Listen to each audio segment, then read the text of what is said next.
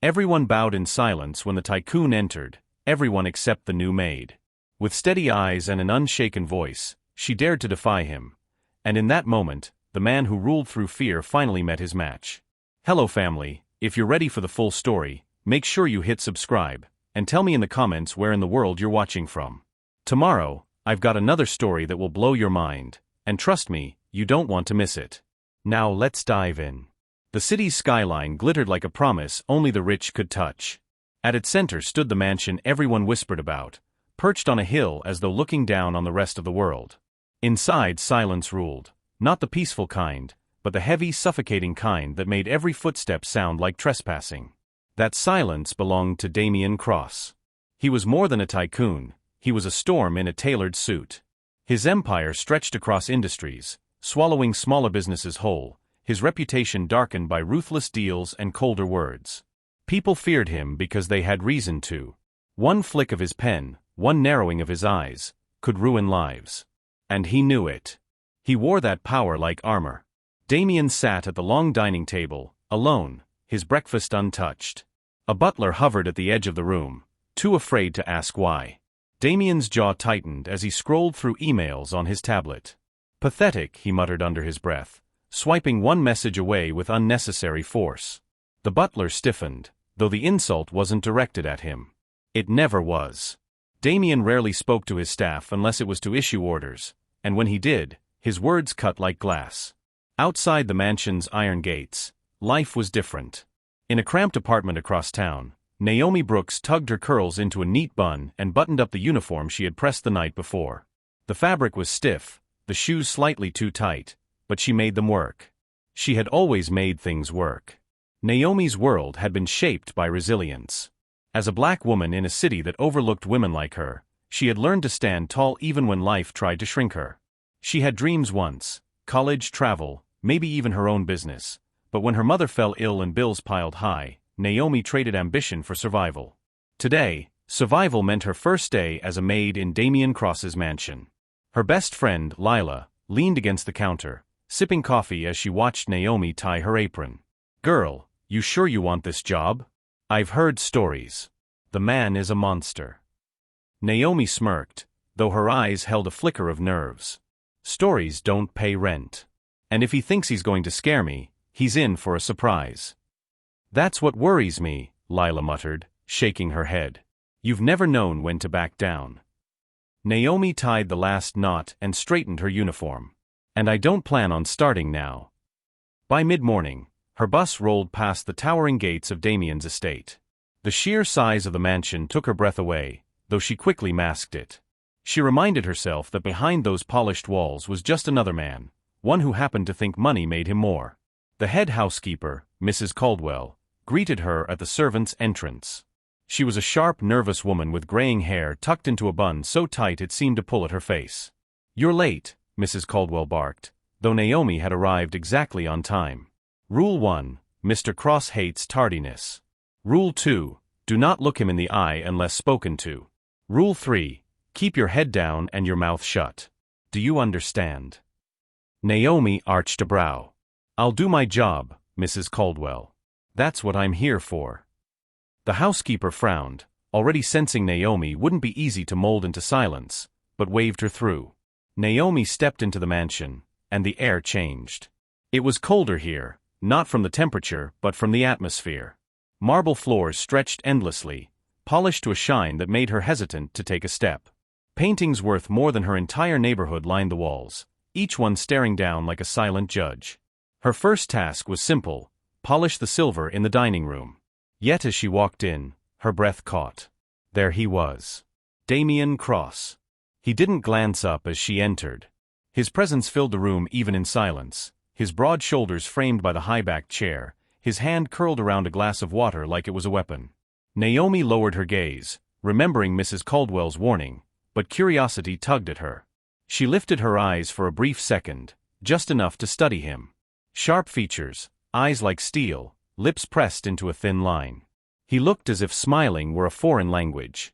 Damien noticed. "Knew," he said flatly, not looking at her directly.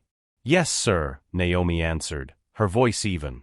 He finally turned his gaze toward her, and the weight of it was startling. Most people shrank under that stare. Naomi straightened her shoulders. "Do you know the rules?" he asked. "I was told," she replied. "And you'll follow them?" Her lips curved in the faintest hint of a smile. "I'll do my job."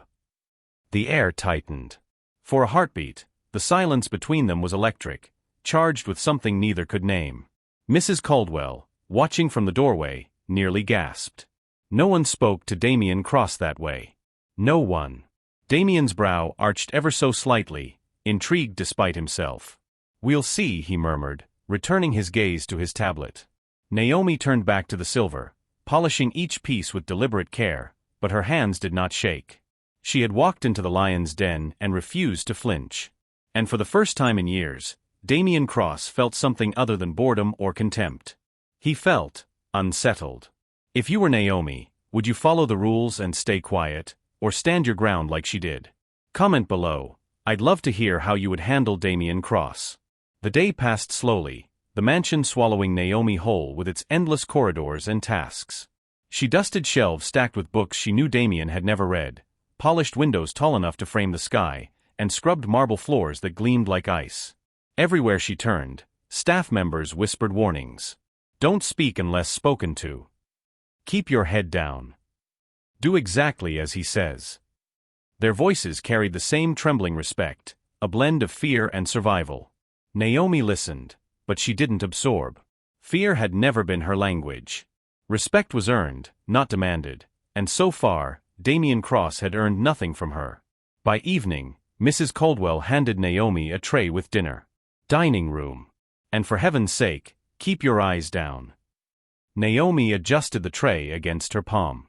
"Yes, ma'am," she said, though her tone carried no surrender. The dining room stretched out like a cathedral, every corner shadowed, the chandelier above glowing faintly golden. Damien sat at the head of the long oak table, a plate already in front of him. He didn't look up as she entered. His attention was on a stack of documents, one hand scribbling notes with sharp precision. Naomi set the tray down, quietly placing dishes with steady grace. She thought she had gone unnoticed until his voice cut through the silence. "You're heavy-handed," Damien said. She blinked, pausing. "Excuse me."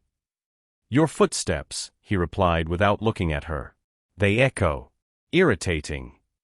Naomi's lips parted, surprise flashing across her face before she quickly masked it. "Perhaps it's the floor," she said, keeping her tone even.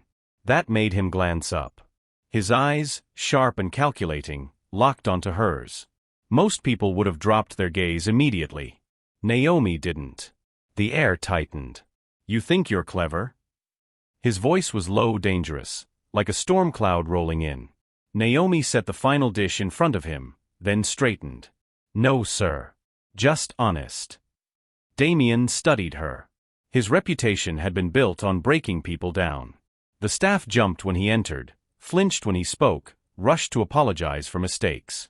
But this maid, she looked him in the eye. She met his sharp words with calm resistance. It irritated him. And against his will, intrigued him. He leaned back in his chair, folding his arms. "Do you know why no one challenges me?" Naomi tilted her head, her curls brushing her cheek. "Fear," she said simply. His lips curved, not into a smile, but something sharper. "And you're not afraid?" "I don't have the luxury," she answered. That caught him off guard. His brow furrowed slightly. "What does that mean?" Naomi hesitated, then lifted her chin. "Fear is a privilege for people who can afford to lose everything. I can't. I've already lost too much." The silence that followed was heavy.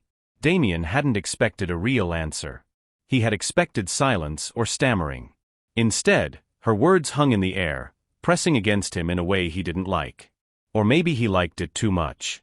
He dismissed it with a scoff, reaching for his wine glass. Idealistic. Naive. Naomi's lips twitched in the faintest smile. "Maybe. Or maybe I just see things as they are." For the first time in years, Damien couldn't find a quick retort. She turned to leave, her footsteps steady despite his earlier complaint. At the doorway, he called out, "Naomi." She froze, surprised he remembered her name after only hearing it once from Mrs. Caldwell. He studied her profile in the dim light. You will regret defiance in this house. She turned her head just enough to meet his eyes again. Only if you're worth fearing. The words struck him harder than he cared to admit. She left before he could respond, the soft click of the door echoing in the hollow room. That night, Damien sat alone at the long table, food untouched, wine warming in his hand. He stared at the empty seat where Naomi had stood, her words replaying like a broken record. Only if you're worth fearing. When was the last time anyone had spoken to him like that? He clenched his jaw, irritated at how her voice lingered in his mind. She was nothing but a maid. She should not matter. Yet for the first time in years, Damien Cross found himself unsettled, not by an enemy or a rival, but by a woman polishing his silver. Meanwhile, Naomi returned to her small apartment, exhaustion weighing on her body but not her spirit. She dropped her bag on the counter and leaned against the wall, letting out a long breath. Lila, curled up on the couch, raised an eyebrow. Well? How bad was it? Naomi thought of Damien's stare, cold as steel, and the way his voice had almost cracked, not in weakness, but in something he didn't want anyone to see. She sat beside her friend and shook her head. He's not scary, she said softly. He's lonely. Lila frowned. Naomi, don't get soft. That man eats people alive. Naomi didn't argue. But deep down, she knew she had seen something no one else dared to look for. Beneath his arrogance, behind the fortress of fear, there was a man carrying something heavier than power. She didn't know why it mattered. She only knew that it did. Naomi refuses to be intimidated, even when Damien warns her. Do you think she's brave, or reckless? Comment below with what you would have done in her place. The next morning, the mansion buzzed with hushed energy.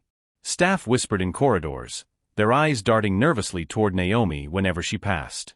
Word of her defiance had spread like wildfire. Did you hear what she said to him? One maid whispered to another. Bold. Or stupid. Let's see how long she lasts. Naomi pretended not to notice, though she caught every sideways glance. Her spine remained straight, her steps steady. She had not come here to make friends, or enemies. She had come for the paycheck. Yet, even she couldn't deny that something had shifted. When she entered the grand hall with a dust cloth in hand, she saw Damien descending the staircase. He was immaculate as always, his dark suit pressed, his tie knotted with military precision. His eyes swept the room, catching hers for the briefest second. Naomi dipped her chin politely, but didn't lower her gaze the way the others did. For a moment, Damien's lips twitched, not in a smile but in recognition of her stubbornness. Then he strode past her without a word, leaving the faint scent of expensive cologne in his wake. She exhaled, tension easing from her shoulders, though her pulse betrayed her calm exterior. At lunch, she sat with the kitchen staff, quietly eating her meal. The chatter around her was loud, until she walked in. Conversations hushed. Forks scraped against plates. Finally, one of the younger maids, Elise, leaned closer. You should be careful, she whispered. He doesn't like people who talk back. People disappear from this house. Naomi set down her fork, meeting Elise's wide eyes. Disappear? Or quit because they were too scared to stay? Elise swallowed hard, glancing around as if the walls themselves might be listening. Both. Naomi offered a small, firm smile. I don't scare easy. Maybe you should, Elise muttered. Damien, in his office upstairs, could not focus. Reports sat unread, contracts unsigned. His mind drifted back to the maid who dared to defy him. She's nothing. A distraction, he told himself. I've dealt with CEOs, politicians, enemies who wanted my empire. A maid is nothing. And yet, she wasn't nothing. He remembered the way she had looked at him, not with fear, not even with hatred, but with something unsettling. Pity. It made his stomach twist. He pressed his palms against his desk, staring out at the skyline beyond his glass windows. For years, he had built walls higher than skyscrapers, convincing himself he needed no one. Fear was easier than trust. Distance was safer than connection. But now, a maid, of all people, had pierced those walls with a single sentence. Only if you're worth fearing. His hand tightened around his pen until it nearly snapped. He had to regain control. That evening, Naomi was assigned to tidy Damien's study. The room was lined with bookshelves, though most of the volumes appeared untouched. A massive oak desk dominated the center, papers neatly stacked, a crystal decanter half full of whiskey glinting in the lamplight. As she dusted the shelves, Damien entered without warning. Naomi straightened, her cloth still in hand. "You shouldn't be in here without permission," he said, his voice cool. "I was told to clean this room," she replied, meeting his gaze steadily. He stepped closer, the space shrinking between them. "And do you always follow orders so, literally?" Her lips curved faintly. "Do you always expect obedience without question?" His jaw tightened. The room seemed smaller, the air heavier. "Do you know why people fear me, Naomi?" he asked suddenly. She tilted her head. "Because you want them to." The honesty of her answer cut deep. He took a slow breath, then leaned against the desk, studying her. "You don't belong here," he said finally. Her brows lifted. "Because I don't cower?" "Because you'll get hurt." The words surprised even him. They slipped out before he could reel them back in. Naomi paused, cloth still in her hand, her dark eyes softening ever so slightly. "I've already been hurt, Mr. Cross. Life doesn't spare anyone. The question is, do we let it harden us, or do we fight to stay human?" Something cracked inside him at her words. He masked it quickly with a scoff. "Idealistic. You won't last." "Maybe," she said quietly, returning to the shelves. "But maybe you underestimate me." Later that night, Damien sat in the dim study long after Naomi had left. He poured whiskey into a glass, staring at the amber liquid. He should have fired her. That's what he did to people who crossed him. One mistake, one hint of defiance, and they were gone. But when he pictured Naomi's eyes, steady, unafraid, he couldn't do it. Instead, he felt a strange, unwelcome thing stirring in his chest. Respect. Naomi, meanwhile, returned home late. Her muscles ached, but her mind was restless. She replayed the conversation in the study. For a brief moment, she had seen something in Damien's expression, a flicker of pain, quickly hidden. Lila noticed her silence as they shared leftover takeout on the couch. "You're thinking about him," she said. Naomi didn't deny it. "He's complicated." "Complicated?" "Naomi, he's a tyrant. Don't let yourself get sucked in." Naomi sighed. "I'm not defending him. But I think he's hiding something. And sometimes, people hide behind anger because it's easier than admitting they're broken." Lila rolled her eyes. "Girl, don't go fixing broken men. You'll break yourself in the process." Naomi smiled faintly, but her mind remained unsettled. She wasn't trying to fix Damien. She just couldn't ignore what she had seen, a man drowning behind walls of arrogance. And for reasons she couldn't explain, she cared. The days that followed were tense. Damien avoided Naomi deliberately, but when their paths crossed, his eyes lingered too long. Staff noticed, whispering even more. Naomi kept her composure, refusing to shrink or to gloat. Each encounter became a silent battle. He pushed with icy glares.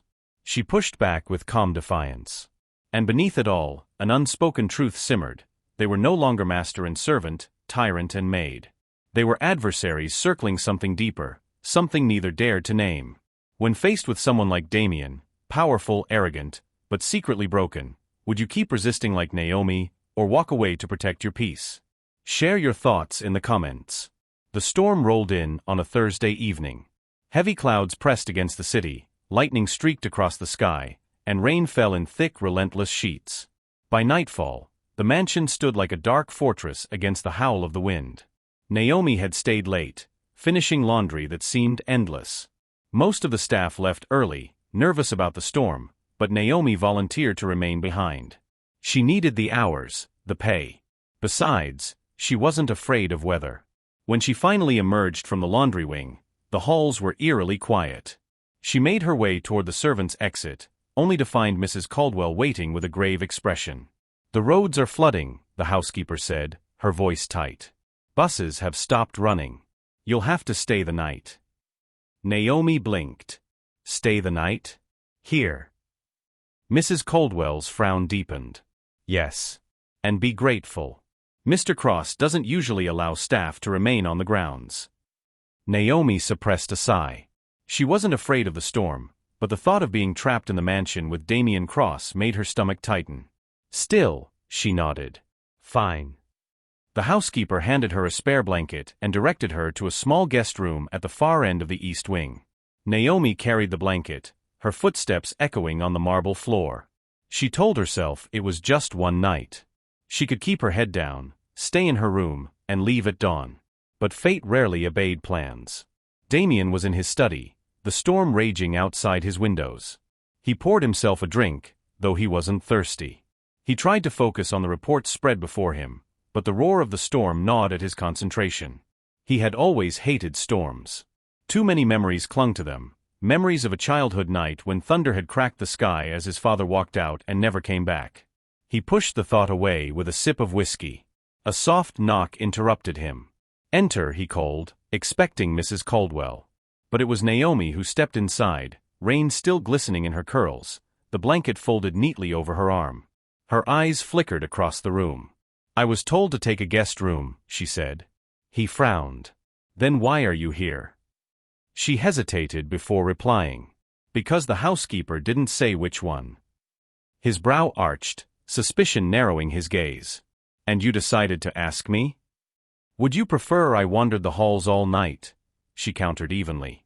For a moment, silence hung between them, heavy as the storm outside. Then, to his own surprise, Damian gestured toward the chair opposite his desk. "Sit." Naomi's brows lifted. "I thought." "Sit," he repeated, his tone leaving no room for argument. She set the blanket aside and sank into the chair, her posture straight, her eyes steady on him. For several minutes, neither spoke. The storm filled the silence, the rattle of rain against glass, the boom of thunder that shook the walls. Damian studied her, searching for the fear he saw in everyone else. But Naomi's face remained calm, thoughtful, almost serene. Finally, he broke the silence. "You're not afraid." "Of the storm?" she asked. "Of me." Naomi held his gaze. "I don't fear people, Mr. Cross. I fear what they can become when they forget their humanity." His jaw clenched. "You think I've forgotten mine?" She tilted her head. "I think you've buried it." The words struck harder than he expected. He masked his reaction by taking another sip of whiskey. "Careful," he muttered.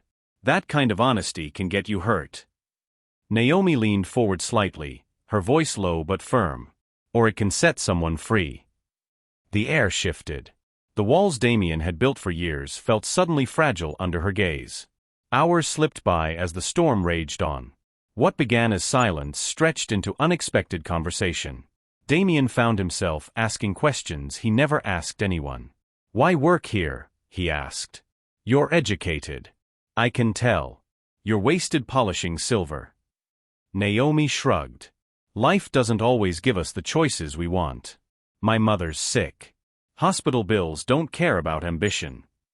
There was no self-pity in her tone, only quiet strength. Damian respected that. "And you?" she asked suddenly. "Why choose power over peace?" He stiffened, caught off guard. "Power is peace." "Is it?" she challenged softly. "Or is it just armor?" He looked away, staring into the storm. For a moment, he didn't answer. Then, his voice low, he said, "Armor keeps people alive." Naomi studied him. "It also keeps people alone." Their eyes met again, and the silence between them deepened, heavy with something neither wanted to name. When thunder cracked so loud it rattled the windows, Naomi startled despite herself. Her hand gripped the arm of the chair, her chest rising with a sharp breath. Damian noticed, the first real crack in her calm. "Afraid?" he asked, a faint smirk tugging at his lips. She exhaled slowly, steadying herself. "Startled. Not afraid." He leaned forward, resting his forearms on the desk. "There's a difference." "Yes," she said firmly. "Fear paralyzes. Startle passes. I don't freeze, Mr. Cross. I move forward." The smirk faded, replaced by something quieter. Admiration. As the night deepened, the storm showed no mercy. Electricity flickered, plunging the mansion into momentary darkness before the backup generator kicked in. Naomi wrapped the blanket around her shoulders, shivering slightly. Damien stood, crossing to the cabinet, and pulled out another blanket, thicker, softer. He held it out, almost awkwardly. She blinked, surprised. "Thank you," she said, her voice gentler than before. He gave a curt nod, as though dismissing his own act of kindness. But when her fingers brushed his as she took the blanket, a spark leapt between them, sharp and undeniable. Both froze. Neither spoke of it. By dawn, the storm eased. The sky lightened, the rain slowed to a drizzle. Naomi had dozed briefly in the chair, the blanket pulled tight around her. Damien, watching her in the quiet, felt something stir that he hadn't allowed himself to feel in years. Something dangerously close to peace. When she finally woke, stretching stiff muscles, she found him still at his desk, papers untouched. "You didn't sleep," she murmured. "I don't sleep much," he replied. She studied him for a moment, then said softly, "That explains a lot." Before he could answer, Mrs. Caldwell appeared at the doorway, eyes widening at the sight of Naomi in Damien's study. "What is this?" the housekeeper demanded. Naomi rose calmly. "The storm made leaving impossible. Mr. Cross allowed me to wait here." Mrs. Caldwell's mouth pressed into a thin line, but she said nothing further. She ushered Naomi away, muttering about impropriety. Damien watched her go, something inside him resisting the silence she left behind. Do you believe forced proximity can reveal someone's true self, or does it only create illusions? Share your thoughts in the comments. Was Damien showing his humanity, or just letting the storm crack his mask? The mansion returned to its usual rhythm once the storm passed, but for Naomi, something had shifted. She carried the memory of that long night in Damien's study like an ember. He wasn't just the arrogant tycoon everyone whispered about. He was human, guarded, scarred, and maybe lonelier than he admitted. But she also knew embers could burn if you held them too long. Still, their paths kept crossing. He no longer avoided her. He didn't seek her out either, but when she was in the room, he noticed. She caught him watching her sometimes, his gaze not cold, not commanding but searching. And Naomi found herself noticing too. The sharp lines of his posture, the way his hand sometimes tightened into a fist as though fighting unseen battles, the shadows under his eyes that told of sleepless nights. One afternoon, as she dusted the grand library, she found him there already. He was standing near the tall windows, staring at the rain-damp gardens. A cigar burned untouched in an ashtray. Naomi hesitated, then moved silently to the shelves. "You don't smoke," she said after a moment, her voice quiet. He turned, brow arched. "And how would you know that?" She gestured to the cigar. "The ash hasn't moved. It's been sitting there, untouched. Like a prop." His lips twitched, though not quite into a smile. "Observant." She shrugged. "It's part of the job. Noticing what others overlook." He studied her a moment, then asked, "And what else have you noticed?" Naomi paused, dusting cloth in hand. Slowly, she said, "That you walk like a man who's always preparing for a fight. That you drink to forget, not to celebrate. That you keep people at arm's length because you think closeness equals weakness." Her words landed heavy, but she didn't stop. "And that somewhere in you, there's still a man who remembers what it felt like to be hurt. You just buried him so deep, you almost forgot." The silence stretched. Damien turned away sharply, crossing to the cigar and snuffing it out. His voice, when it came, was low and taut. "You presume too much." "Do I?" she asked softly. He didn't answer. That night, Naomi was tasked with taking fresh linens to the East Wing, rooms rarely used, reserved for guests who almost never came. She walked the quiet corridor, her footsteps muffled against thick carpets. As she passed one room, the door was ajar, light spilling into the hallway. She hesitated, then glanced inside. It was not a guest room at all, but something else, a child's bedroom, long abandoned. Toys sat untouched on shelves. A small bed was neatly made with faded covers. A stuffed bear slumped in the corner, its fur worn. Naomi stepped inside slowly, her chest tightening. The air was thick with memory, though not her own. She could feel it. The room wasn't just abandoned, it was frozen in time. "Get out." The voice behind her was sharp, ragged. Naomi turned.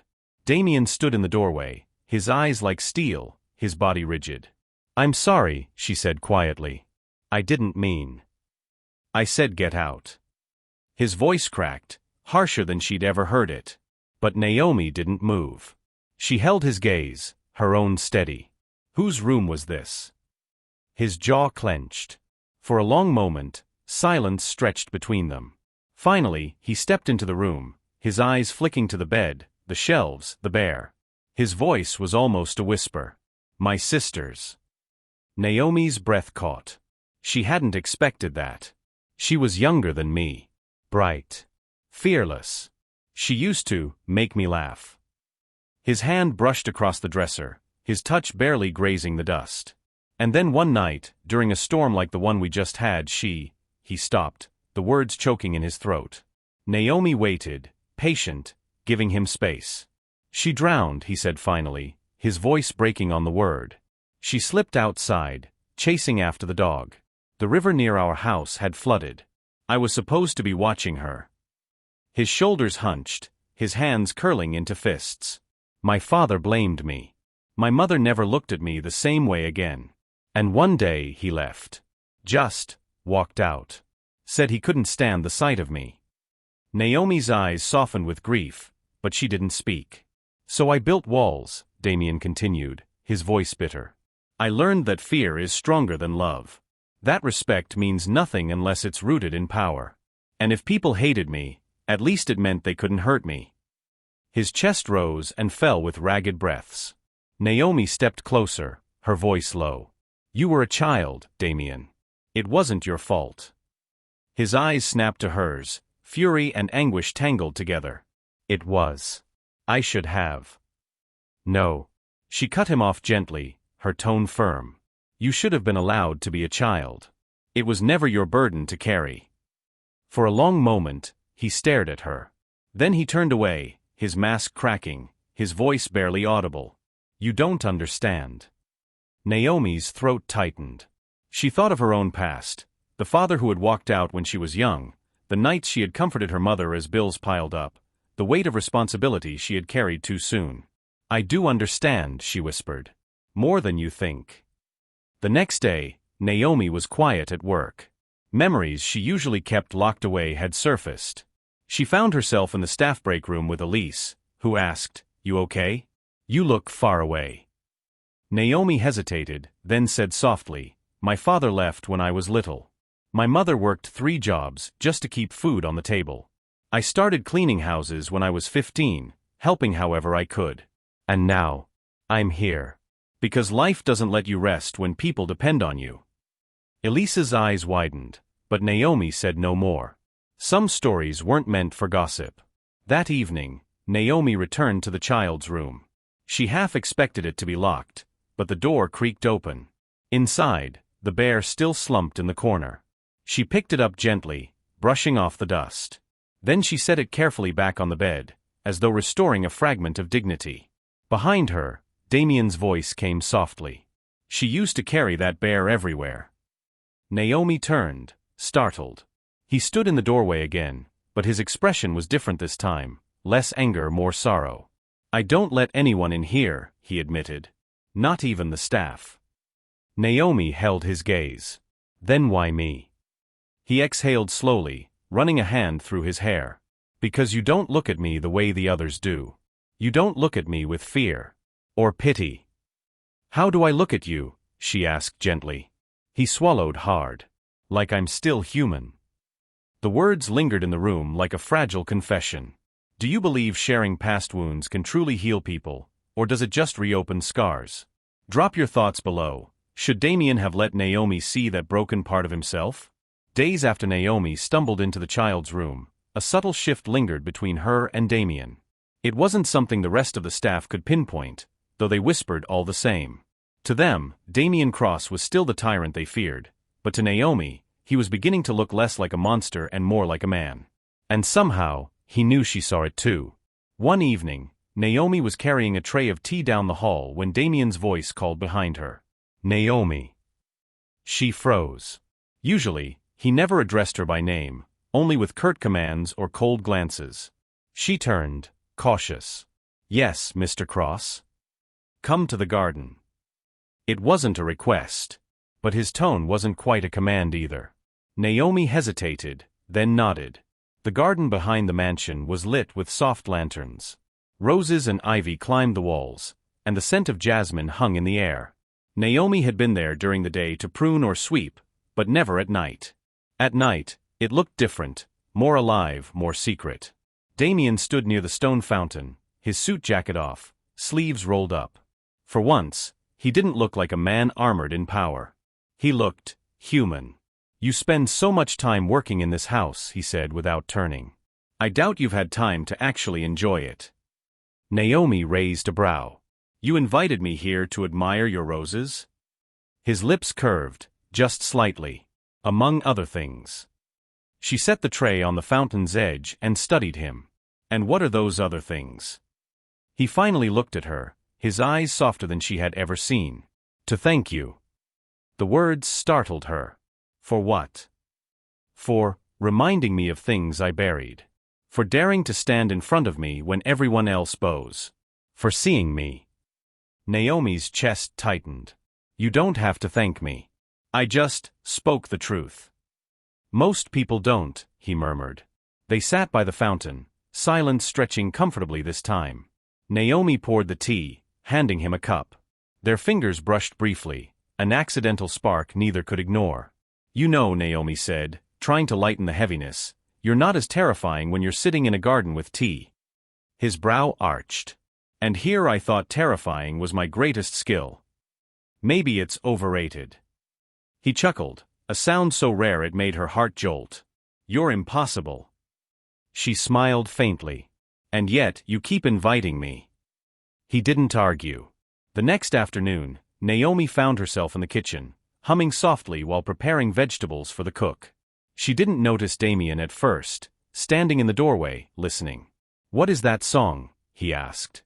Naomi jumped, nearly dropping the knife. You startled me. He stepped inside.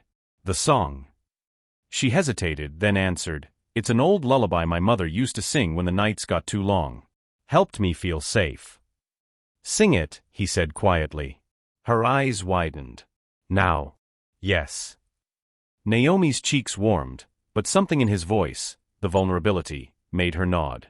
She began to hum softly, her voice low and rich. The melody filled the kitchen, wrapping around them like warmth. When she finished, Damien's eyes were unreadable. It's beautiful. It's simple, she corrected. Sometimes simple is the most powerful, he said, almost to himself. That evening, Naomi found herself in the study again, this time by invitation. Damien sat across from her, a chessboard between them. You play? He asked. Not really. Then I'll teach you. He explained the rules, his tone unusually patient. Naomi listened, but when she made her first move, he smirked. You're terrible. Give me a chance, she shot back, laughing. They played late into the night. Damien won, of course, but Naomi's laughter filled the room, breaking through the mansion's usual chill. For the first time in years, Damien didn't feel like a prisoner in his own fortress. As days turned into weeks, their bond grew quietly but undeniably. Sometimes it was in small moments, sharing coffee in the early mornings, walking the garden paths in silence, Naomi teasing him about his rigid routines. Sometimes it was heavier, Naomi catching the distant look in his eyes when storms rolled in, or Damien noticing the way her hands trembled after long phone calls with a hospital about her mother's treatment. One evening, he found her in the laundry room, staring at her phone, tears glistening in her eyes. She quickly wiped them when he entered. What happened? He asked, his voice low. Nothing, she said too quickly. Naomi. She swallowed hard. The hospital called. My mother's condition is worse. They need another round of treatments. I don't know how I'll pay for it. Her voice cracked despite her attempt at strength. Damien stepped closer. For once, he didn't reach for words. He simply placed a hand on her shoulder, steady grounding. I'll cover it, he said finally. Naomi looked up, startled. No. I can't. You can, he interrupted firmly. And you will. Consider it a debt I owe you. She shook her head. I don't want your charity. His gaze softened. It isn't charity. It's gratitude. You gave me something no one else has in years. Honesty. I can give this. Naomi's throat tightened. Slowly, she nodded. Thank you. In that moment, something unspoken passed between them. Not just respect. Not just gratitude. Something more dangerous. More fragile. Something close to love. One weekend, Damien insisted Naomi join him for a drive. Not as my maid, he said. As company. She raised an eyebrow. And what will people say, seeing you with me? Let them talk. They drove out of the city, into rolling hills and open sky. The wind tugged at Naomi's curls, and for the first time in months, she laughed freely. Damien glanced at her, his chest tightening at the sound. At a quiet overlook, they stopped. Naomi stood at the edge, gazing out at the valley below. It's beautiful, she whispered. So are you, he almost said, but caught himself. Instead, he stood beside her, silent. And that silence said enough. That night, back at the mansion, Naomi sat with Lila over tea. You're smiling, Lila teased. Naomi rolled her eyes. I'm not. You are. Don't even try to deny it. Is it him? Naomi hesitated, then sighed. He's different than I thought. Beneath all the walls, there's a man who's just trying not to drown. And you want to save him? Lila asked. Naomi shook her head. I don't want to save him. I just don't want to stop seeing him. Lila's smile softened. Careful, girl. Hearts are fragile things. Especially his. Over the next days, the bond grew stronger. They walked together in the gardens, shared late-night tea in the study, played chess until Naomi finally won a round. Each moment chipped away at Damien's walls.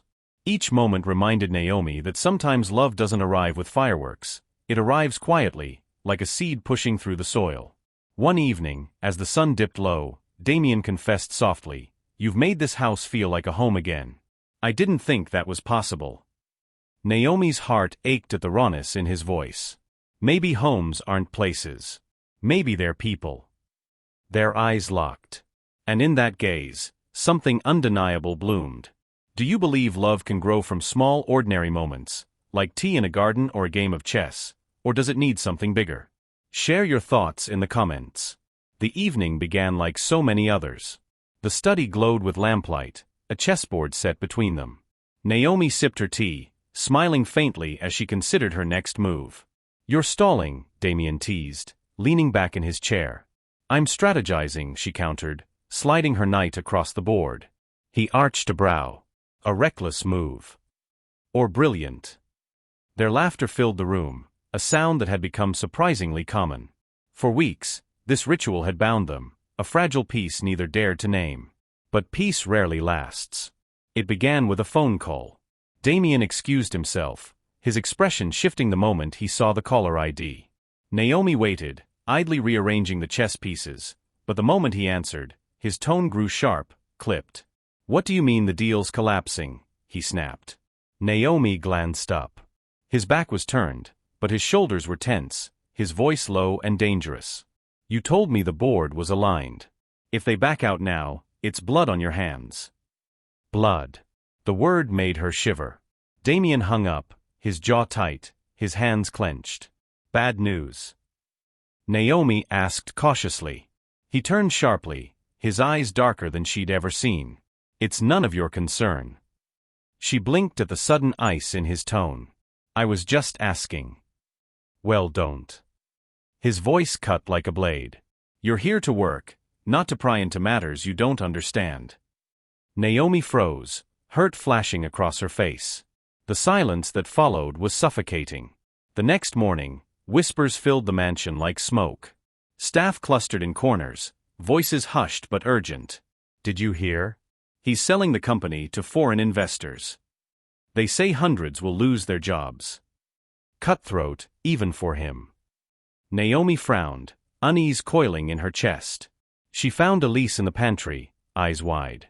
Naomi, you need to be careful, Elise whispered. I overheard the lawyers.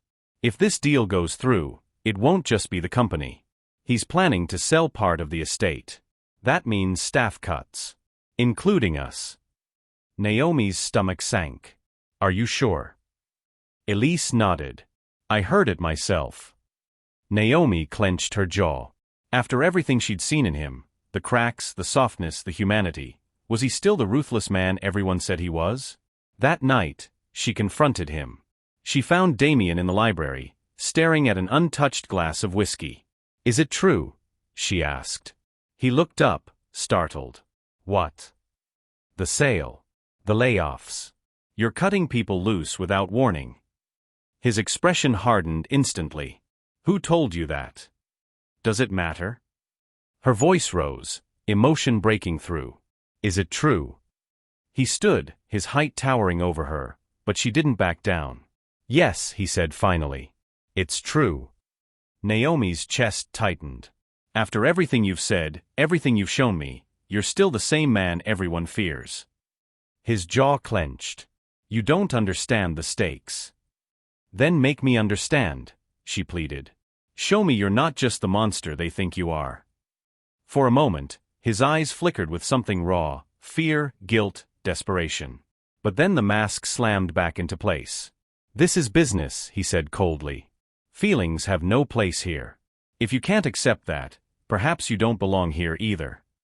The words sliced through her. Her throat tightened, but she forced herself to speak. Maybe I don't. She turned and walked out, the sound of her footsteps echoing down the marble hall. Damien stood frozen, his chest heaving, the silence crushing around him. Days passed. Naomi kept her distance, burying herself in work. When Damien entered a room, she left. When he spoke, she answered curtly. The warmth between them had vanished, replaced by walls higher than before. Staff noticed. Whispers turned into speculation. She's next, Elise muttered nervously. He'll fire her. But Damien didn't fire her. He simply avoided her. And the avoidance hurt worse than anger. One evening, Naomi returned home to find Lila waiting with takeout and questions. What happened? You look like someone ripped your heart out. Naomi sank onto the couch, tears pricking her eyes. He's selling people's lives away like they're nothing. And when I asked him why, when I begged him to let me in, he shut me out. Like I was nothing too. Lila's face softened. Naomi, I know you saw something in him. But maybe you were seeing what you wanted, not what's real. Naomi buried her face in her hands. Maybe you're right. But it felt real. It was real. Her voice cracked, the ache spilling out. I thought he was changing. Meanwhile, Damien sat alone in his study, papers strewn across the desk. His empire was teetering, the deal the only thing standing between survival and collapse. But the thought of Naomi's face, hurt, disappointed, walking away, haunted him more than the deal itself. He poured another glass of whiskey, but it didn't burn enough to erase her voice. Show me you're not just the monster they think you are. For the first time in years, Damien doubted himself. And the doubt terrified him. The breaking point came a week later. Naomi had just finished folding linens when Mrs. Caldwell approached her with tight lips. Mr. Cross asked to see you in the study. Naomi's stomach twisted. She considered refusing, but something compelled her to go. Damien was there, papers scattered, his tie loosened, his eyes shadowed from sleepless nights. Sit, he said quietly. She remained standing. What do you want? He exhaled, dragging a hand through his hair. I wanted to explain. Naomi's arms folded. Then explain. His jaw worked. If this deal doesn't go through, thousands of jobs are lost anyway. This is the only way to keep the company alive. And the people you're cutting now? Do they not matter? She demanded. They matter, he said sharply. But I can't save everyone. Naomi's throat tightened. So you save yourself. The words struck him harder than she knew. His voice rose, ragged. Do you think I wanted this? Do you think I don't see their faces when I sign those papers? I do. Every damn night. But I can't, he broke off, his voice cracking. I can't lose everything again. Naomi froze. Again.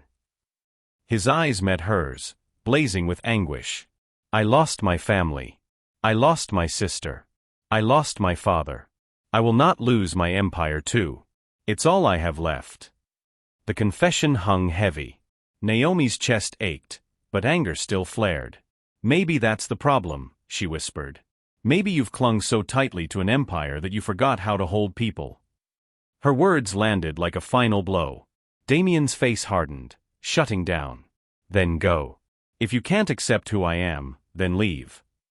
Naomi's eyes burned with unshed tears. Don't worry. I already have. She walked out. This time, Damien didn't stop her. That night, Naomi lay awake, staring at the ceiling. The sound of rain pattered against the window, echoing the storm inside her chest. She thought of his pain, his walls, his fear. She thought of the man who had sat with her in the garden, who had listened to her song, who had made her laugh. And she thought of the man who had chosen power over her. Tears slipped silently down her cheeks. In the mansion, Damien sat in the dark study, the bear from his sister's room clutched in his hands. For the first time in years, he let himself cry.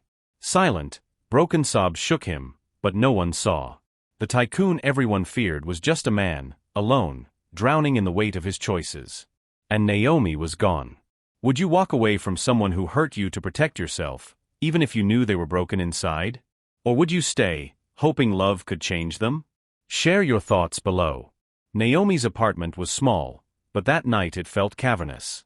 The hum of the refrigerator, the occasional honk of cars on the street outside, none of it could drown out the silence pressing in on her. Lila sat cross-legged on the couch, watching her friend pick at a takeout box she hadn't touched. You can't keep staring at the wall like it's going to answer you, Lila said gently. Naomi blinked, dragging herself back to the present. I'm fine. You're not fine. Naomi exhaled, sinking deeper into the cushions. I walked away, Lila. I told myself that's what I'd do if he ever became the man everyone warned me about. And I did it. But, her voice cracked. It feels like I ripped out part of myself in the process. Lila's expression softened. You loved him. Naomi didn't deny it. Or maybe I just loved the man I thought he could be. The one who laughed with me in the garden. The one who shared his pain. And the one who shoved you out when you got too close, Lila reminded her. Naomi looked down at her hands, twisting them together. I don't know if I should go back. If I do, I risk losing myself. If I don't, she swallowed hard. I lose him. Across town, Damien sat in his darkened study, the chessboard still set on the table. The pieces stood mid-game, frozen in time like the child's room upstairs. He hadn't touched a drink in days. Alcohol didn't blur Naomi's voice from his head. Nothing did. Maybe that's the problem, she had whispered. Maybe you've clung so tightly to an empire that you forgot how to hold people. The words tore at him. He pressed his palms against his eyes, a low groan rumbling from his chest. He hated her for leaving. He hated himself for letting her. But most of all, he feared she was right. He had fought his whole life to prove he was strong, unbreakable. That no one could hurt him again. And in the process, he had become exactly what he despised in his father, a man who chose pride over love. Now, for the first time in years, Damien wondered if he could choose differently. Naomi returned to work a few days later, but things had changed. She avoided Damien's gaze, and he avoided hers. The air between them was heavy with things unsaid. One afternoon, Mrs. Caldwell cornered Naomi in the kitchen. Child, I've seen men like him my whole life. Proud, stubborn, blind. But I've also seen the way he looks at you. Naomi frowned. And how's that? Like you're the only thing that's kept him from drowning. Mrs. Caldwell's voice softened. Sometimes people don't push you away because they don't care. They push you away because they care too much, and they don't know how to carry it. Naomi swallowed hard, her chest aching. Later, when she caught Damien watching her from across the hall, his eyes shadowed weary, but unbearably tender, her heart twisted. She turned away before she could give in. That night, Naomi sat on her balcony, the city lights shimmering below. She thought about her mother's sacrifices, about the years she had fought to build a life of dignity and independence. And she thought about Damien, the boy who had lost his sister, the man who had built an empire out of grief. Could she really love someone like that? Could she carry the weight of his brokenness without being crushed by it? She closed her eyes, whispering into the night, "Do I walk away, or do I fight for him?" At the mansion, Damien faced a similar question. He stood in his sister's room, the bear clutched against his chest. His voice was low, trembling. "Amelia," he whispered, as though speaking to her ghost. "I've spent my whole life making sure no one could ever hurt me again. But then she came.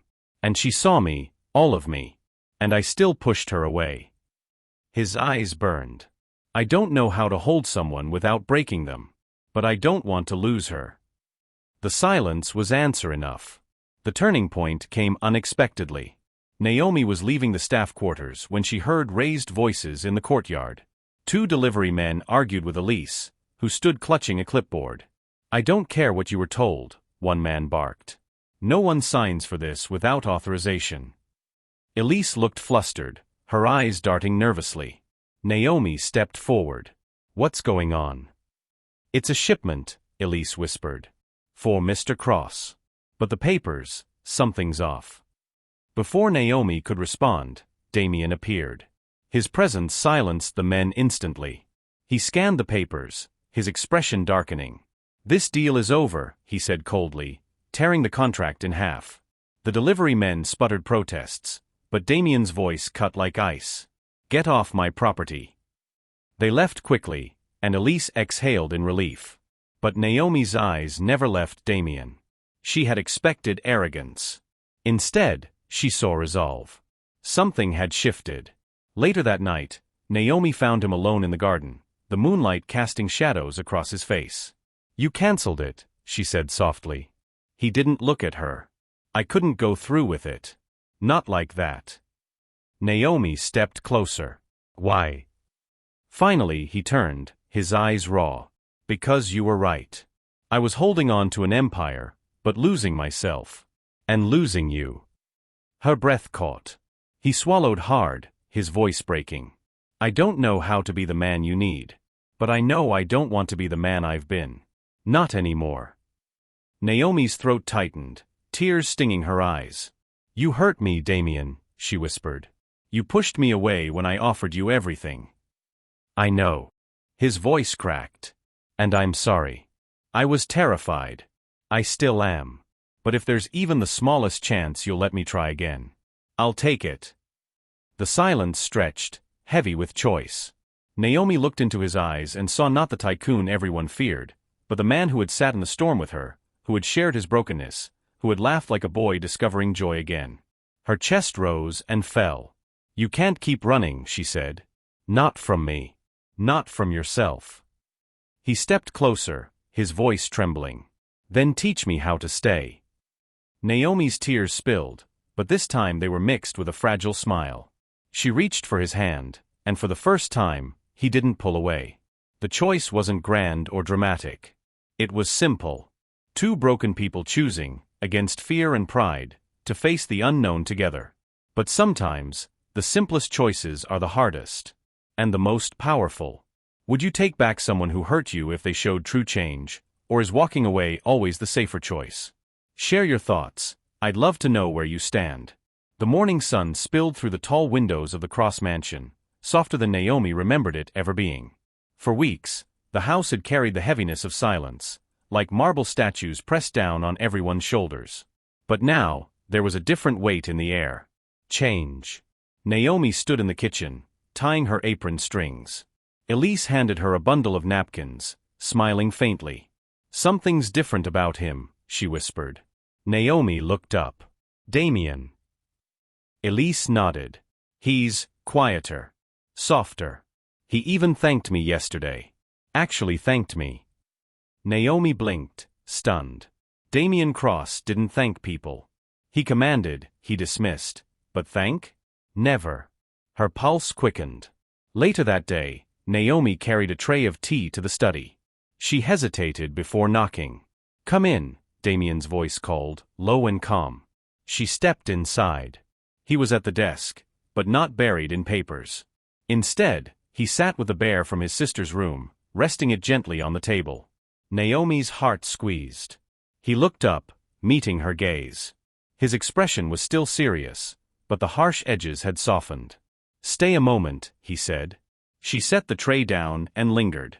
"I canceled the deal," he told her quietly. "Not just that one. All of them. I spoke to the board this morning. We're restructuring, not gutting." Naomi's lips parted. "That means no mass layoffs. No selling the estate." His eyes softened. "People keep their jobs. Including you." Relief surged through her chest, followed quickly by something warmer. "Why the change?" Damien leaned back, his gaze steady. "Because you were right. Power means nothing if it leaves you alone in an empty house. I don't want to live like that anymore." Naomi swallowed hard, emotion rising. He hesitated, then added, "And because of you. You made me see what I refused to. You made me want to be better." The silence between them was thick, but it wasn't the old silence. It was possibility. Over the next weeks, the change became undeniable. Damien walked the halls more often, not to bark orders but to listen. He spoke with staff, asked about their families. For the first time, the people who worked under his roof saw him not as a tyrant but as a man trying, awkwardly, imperfectly, to connect. One evening, Naomi found him in the garden, kneeling by the roses. Dirt smudged his expensive shirt. "You're gardening?" she asked, astonished. He glanced up, half smiling. "Trying." Naomi laughed, the sound ringing bright. "You're terrible at it." He chuckled too, shaking his head. "I thought building an empire was hard. Turns out, keeping a rose alive is harder." Her laughter softened into warmth. This was the man she had hoped to find all along, the one capable of humility, of laughter, of trying. Still, their wounds weren't magically healed. One evening, as they walked the garden paths, Damien grew quiet. "Naomi," he said, his voice low. "I need to ask. Why did you stay? After everything I said. After the way I hurt you." Naomi looked up at him, her dark eyes steady. "Because I saw the truth in you. The pain you carried, the boy who lost too much too soon. I couldn't hate that. I couldn't walk away from it." She reached for his hand. "And because I wanted you to see what love could look like. Even if it scared you." His throat worked, emotion flooding his face. For once, Damien Cross didn't try to hide it. "I don't deserve you," he whispered. Naomi smiled softly. "Maybe not. But love isn't about deserving. It's about choosing. And I choose you." The final storm came one night, weeks later. Rain lashed against the windows, thunder cracking in the distance. The house trembled under its force, a haunting echo of the storm that had first forced Damien and Naomi into each other's orbit. Naomi stood by the window, watching the rain. Memories rushed back, his study, the whiskey, the silence, the storm outside matching the storm within. This time, Damien joined her. He placed a hand gently against her back. "You're not afraid?" he asked quietly. Naomi shook her head. "Not anymore." They stood there together, watching the rain. The storm wasn't an ending this time. It was a reminder that out of chaos, something new could be born. Damien turned to her, his voice trembling. "Naomi, I love you." The words hung in the air, raw and unpolished, but true. Naomi's eyes filled with tears. She turned to face him fully, her voice steady. "I love you too." For the first time, Damien kissed her without fear, without walls. Just a man, broken and healing, loving a woman who had seen every part of him and stayed. The weeks turned into months. The mansion no longer felt like a fortress, but like a home. Staff moved freely, laughter returning to halls that had once echoed only with cold footsteps. Damien no longer carried his empire like a shield. He carried it like a legacy, one he wanted to honor instead of wield like a weapon. And Naomi? She was no longer just a maid. She was his partner, his equal, his compass. Together, they had taken the rubble of pain and built something stronger, love. One quiet evening, Naomi sat at the piano in the drawing room. Her fingers danced across the keys, a melody soft and full of light. Damien leaned against the doorway, watching her. When she finished, she turned, smiling faintly. "What?" He shook his head, his voice husky. "Nothing. Just wondering how I ever survived before you walked into my life." Naomi's heart swelled. "You didn't," she said gently. "You were just existing. Now, you're living." He crossed the room, kneeling beside her. Taking her hand, he kissed it softly. "Then let's keep living," he whispered. And in that moment, Naomi knew, love hadn't just put Damien Cross in his place. Love had set him free. Thank you for watching this story to the end. If you enjoyed this story, you would surely love the next one. It's as crazier and more intriguing as you can ever imagine. So do check it out. Click on the image showing on your screen right now to watch the next one.